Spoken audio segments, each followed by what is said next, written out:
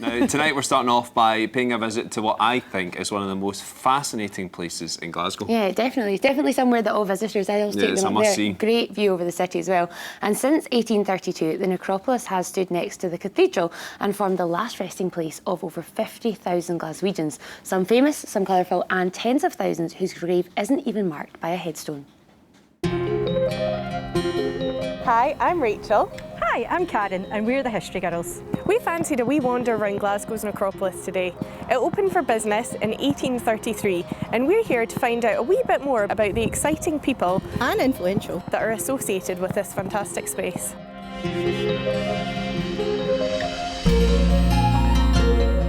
Who's this guy? Well, this guy is William Miller and he is most famous for writing Wee Willie Winkie. Can you do it? I remember part of it. It's Wee Willie Winkie running through the town, upstairs, downstairs in his nightgown.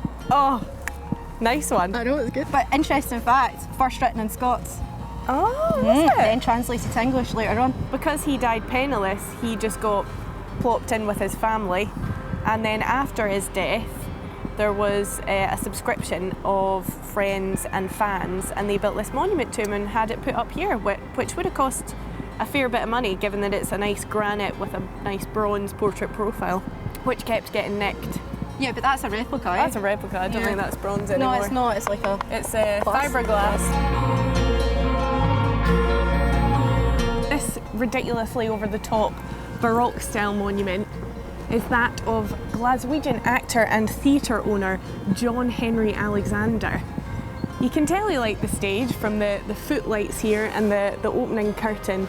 We've got comedy and tragedy here, and we've got all the symbols of the arts above, as well as swords, heraldry.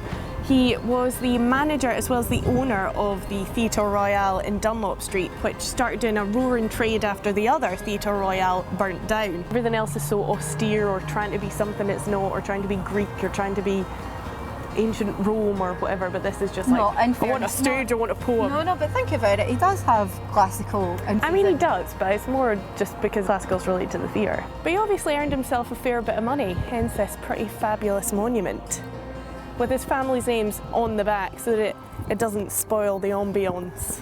Definitely, and it's quite clear that he thought he was the greatest actor in the world from the inscription. He wasn't what you could describe as modest, I don't think. No. So when the Necropolis opened in 1833, who owned it? It was the Merchants' House of Glasgow. They bought the land in 1828 and then they opened the Necropolis as a business venture, not out of charity or the kindness of their own hearts. You were charged for being buried here. The plots towards the top of the hill in the Necropolis were always far more expensive. This is the mausoleum of Major Archibald Douglas Monteith. Oh, that's a mouthful. Isn't it? Yep. So he worked for the East India Company, which, if you don't mind me saying, was basically making him a licensed pirate. The sad thing about graves like this is they're not representative of the whole. There's two people buried in this enormous plot that's had vast amounts of money spent on it.